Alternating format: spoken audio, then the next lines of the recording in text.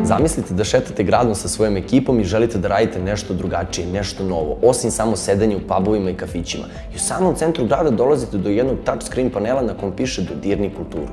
Vi dodirnete kad ono tamo liste institucija, događaja, sve što se događa blizu vas u krugu od samo nekoliko kilometara, da možete da radite nešto novo, drugačije, zanimljivije. Na nekim lokacijama čak imaju mali ključevi koje kad stisnete možete nađeti zanimljive priče o ljudima iz kulture koji su nešto radili zanimljivo u istoriji.